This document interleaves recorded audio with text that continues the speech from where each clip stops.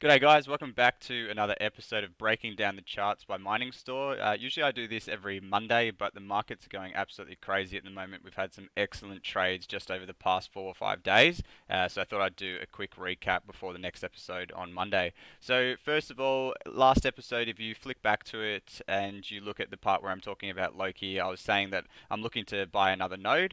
I was saying that you could wait until you get down to this consolidation box here. However, you could also miss out on a pump, and absolutely you would have missed out on a pump if you didn't take that recommendation there. So I did purchase my full node, thankfully. I was actually watching the market at this point in time and seeing this kind of up curl, comparing it to these up curls that happen here, and usually you get these massive wicks up. So I bought a full node, 17,000 Loki here. I actually pushed the price up a little bit above this consolidation period, and about 5 hours later we've seen it absolutely steamroll ahead. So if I just have a look on the chart there, that's around about 124% that we've seen in the past 1, 2, 3, 4 days. And I do think that this is going to continue to rally a bit further. Now, a bit of background on why this is probably rallying so heavily. One, when you look at Loki's tokenomics, a lot of the coins are actually locked up for 15 or 30 days in nodes. So people who are holding it and, they potentially do want to sell on these pumps, they have to wait 15 or 30 days, which, that's a big supply restriction, and one of the reasons that we get these massive pumps. So that's what I like about Loki. You don't just get these pumps and then everyone goes, oh, I'm going to sell out and dump it. When it pumps, it takes a lot of volume to push through, and then it tends to hold its position quite well. No doubt in probably 15 or 30 days for people that have unstaked their nodes, we may see a little bit of a pullback, but at that point in time, people are not making irrational decisions. They've seen how high it's gone up over 15, 30 days. It could go even higher.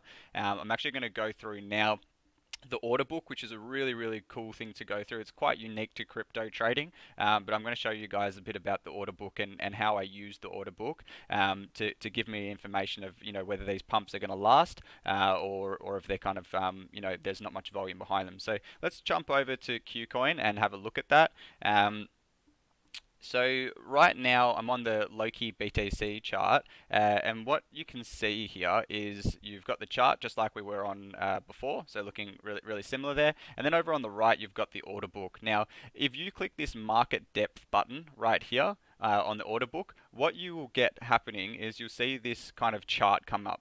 Now, it's quite intuitive. Basically, what this is telling us is if we look at the full order book, there's a total of 3.4957 just down here. If you look at this bit here, 3.4957 Bitcoin. That's how much there is in the buy orders. Now, that doesn't mean that's all the people in the world who are willing to buy. That's just people who actually have entry orders in the market.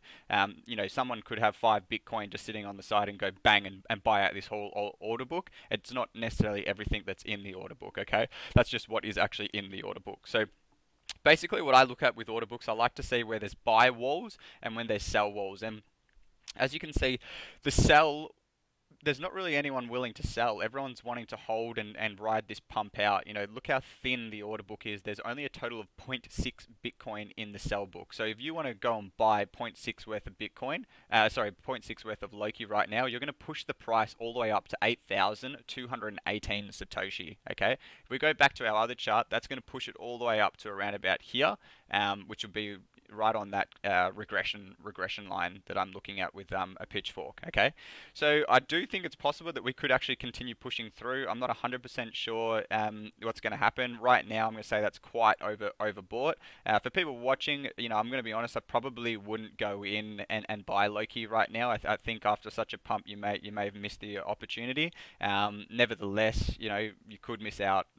But yeah, I tend to wait for retracements before I enter in. Entering in down here was absolutely perfect. I did a couple of videos on our Instagram channel. If you're not subscribed to our Instagram channel, I strongly recommend you head over there as well. I do some just pop-up videos rather than putting full presentations on YouTube on there. It's Mining Store AU, okay? So head over there and follow that for kind of more short, sharp video updates. But anyway, let's get back to Loki. So yeah, as I say, it's looking like a bit of a dagger. What we tend to see here is this is going to chew into the buy wall, or the buy wall is kind of going to push into all these orders. quarters, I really do think that it's possible that we're going to get to around 8,000 Satoshi, which would be all the way up here, okay, right on that regression line. I think that's where this could push up to. All right, so that's a bit of a fill in on Loki. Great stuff to all those people that did buy in a full Loki node.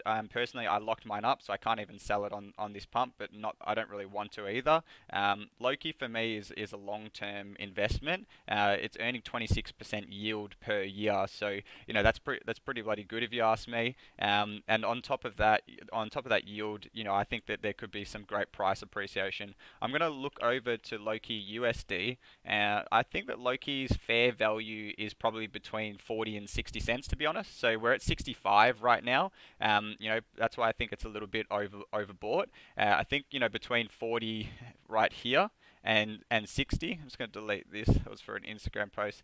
Yeah, I'm going to 40 and 60 cents. I think between this band is the fair price of Loki. We have been tracking a little bit lower than that historically, so more between like 20 and 40 cents. But with the new developments that are coming out, I mean, this is still a new project. I really do think that the new fair value is going to be between this 40 and 60 range. Anything above is a little bit oversold. If you have some yields, I would probably actually sell them off right now, or some spare Loki. I would actually be selling off and taking some profits. No doubt that we're probably going to get a pullback at some point. But yeah, that just gives you a little bit idea about Loki. Now, when Loki first came out, they didn't even really have the private messaging service out yet. They didn't have the Loki net out yet. A lot of these products that they are so-called, I suppose, promised, haven't even been released onto the market yet. And yet it was still, tracking along really nicely with its price action. It wasn't just going into oblivion. Around about here is where they released their service nodes. And ever since,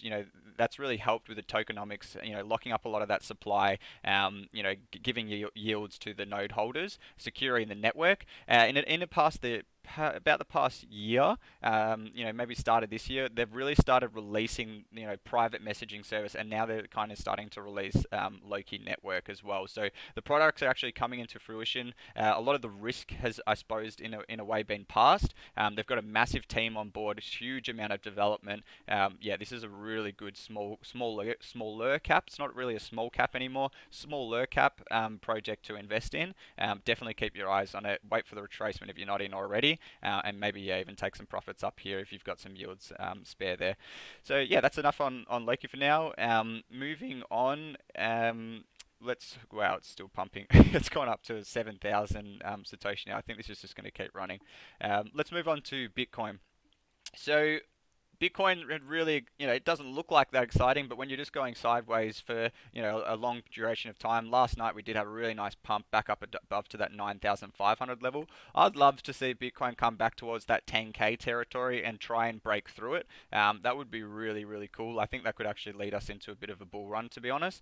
Things could get pretty crazy if Bitcoin starts pushing through the 10K level. I reckon we'll see a lot of new adoption, a lot of new unique investors coming into the market. Some of those institutions will be opening up their eyes going, geez, can we really let this asset run without gaining some exposure? So a break of 10K could be really cool, guys. I don't know if you've watched my videos previously where I look into the Bitcoin production rate, but the cost to produce one Bitcoin is probably between $12,000 and $15,000, and the price is only at 10,000. So there's a clear gap there. I think that divergence is going to close up, and I think the true price of Bitcoin is probably closer to around $12,000. All right, so yeah, I mean that's something to be aware of. As I say, hoping that we'll break kind of this upward trend line here and get into that 10K territory. Could really open some floodgates for the cryptocurrency market if it does. Moving across to Ethereum. Now Ethereum is doing exceptionally well. Had a really, really nice pump overnight, following this channel really, really clearly, almost to the T. Let's just have a look. That's around about 6 to 7% pump overnight that we've had, and getting close to the top of this channel. I think we'll probably pull off here a bit and come back down to these moving averages. Everything's looking pretty clean for Ethereum, to be honest. This is Ethereum against Bitcoin, by the way, not Ethereum USD. If you have a look at Ethereum USD, Ethereum USD, and just open that one up. Yeah, it's pretty similar looking chart. But yeah, I think we could actually break this top level here if I just put it over it. Oops, 1 second. I think it's possible that we could break this level here, the 285 Ethereum to US dollar level. Going back to the Ethereum BTC, Ethereum Bitcoin, that would mean that we could probably break out of at the top of this channel. If we do break out at the top of this channel, I think it will be with some volume as well. So remember, we always want to be tracking our volume, which is just down here. You know, when you see big amounts of volume like these spikes here, and it's followed by big price movement, that basically means that it's taken a lot of new investment to actually get past that price. So it would take a lot of people selling to get below that price again. Okay, so yeah, always, you know, if you see big moves in the market, make sure there's a lot of volume behind them and it's not just a small amount of volume. But yeah, I think it could be really cool if we break this kind of, you know, channel that we've been in for the past couple of years. If we can break out above this level here, which we're very close to, I think Ethereum could start setting a new trend and going to some new highs. So keep your eye on that one. As I say, 2.0 is coming out very soon. People are going to be locking up their stakes. We're going to be offering staking services for that. So anyone that has 32 Ethereum, we can stake a node for you, and you can hopefully earn between 3 and 6% per year. We'll just have to wait and see what actually happens when the market comes out. It's not confirmed yet how much you're going to earn. But yeah, a lot of people are going to be doing that. I think there's going to be a lot of buying for Ethereum. We can see some new highs for Ethereum as well.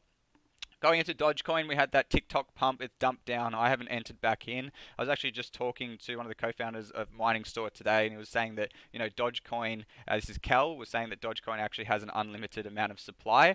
That's not really a good thing. Obviously, if more supply can just coming into the market, we can see this, you know, constant just downward trend. But nevertheless, I trade it from a technical point of view, not so much for the fundamentals. I just picked up that we get these massive pumps and dumps, and I was just buying at the bottom, selling at the top. It was really good trading. Obviously, got really lucky on this TikTok pump, and I sold out around this area here, which is fine. You don't go broke taking profits, but nevertheless, if we do come back down this channel, I may consider buying into it. But yeah, I don't really love this coin. As I say, I was just trading it from more of a technical analysis point of view. RSI's continued to run. It hasn't really had the pullback or retracement that I'm looking for. I'd like it to actually pull back down to the 7100 area before I re-enter. However, if it keeps running, then I'm probably going to have to give this one a miss or wait for a major retracement. Teller, TRB, it's holding its price really nicely up here. We're coming into V2, and a lot of people are probably buying up 6,000 TRB so they can host their node and mine TRB. So yeah, I think TRB is holding up nicely up here. It's really oversold territory, to be honest, but we could get a start of a new trend. If it pulls back down into this area, I think it would be definitely worth buying up some TRB from a trading point of view. Nevertheless, I think it's showing really good price action right now. DigiByte's doing really, really well. We've just actually pumped out through the top of this 23% Fibonacci line this morning, which is really great news. It's on this upward trend. All's looking good for DigiByte. I was talking to one of the members in the Mining Store community today, and he's saying that he saw some posts about some staking events going on with DigiByte. There was one in May where an exchange basically offered 10% per annum if you stake DigiByte in their exchange. So I think there's going to be some more of those coming up. It's only rumor at the moment. I don't really have any hard facts to show on that one, but I think that might be contributing to a bit of this pump, along with it being listed on Binance and potentially being listed on Coinbase recently. So keep your eyes on DigiByte. I think it's got a really good potential. I was actually looking at DigiByte from a mining perspective, and there is 6 times the amount of unique investors mining DigiByte compared to Bitcoin. Now, what that means is a unique, miner would be, you have these massive mining farms in China, in Russia. You consider that, they might have 20,000 miners in that facility. That's one unique miner. That's not good for decentralization because they control a large portion of the network, whereas DigiByte has 6 times as much unique miners, okay? So that's really good for decentralization. That's what cryptocurrency is pretty much all about. Really love this project. Got an amazing community behind it as well. A lot of potential future for DigiByte. Hopefully you guys enjoyed that update. Just keep your eyes on this Loki. That's absolutely crazy. I think, yeah, as I said, we've just pushed into the 7,000 Satoshi area. I think that's just going to keep running, just chewing up this order book until at least this 7,300 territory. Got a bit of a sell wall there, to push through. Nevertheless, there's not really that. I mean, some small investor could go and buy out that whole market order book right now. Not that they would, and that would push the price all the way up to that 8,000. Let's have a look. 7,300 territories. So yeah, it's not too hard for that to happen, guys. Keep your eye on it. Safe trading, and hope you enjoyed that update. Cheers.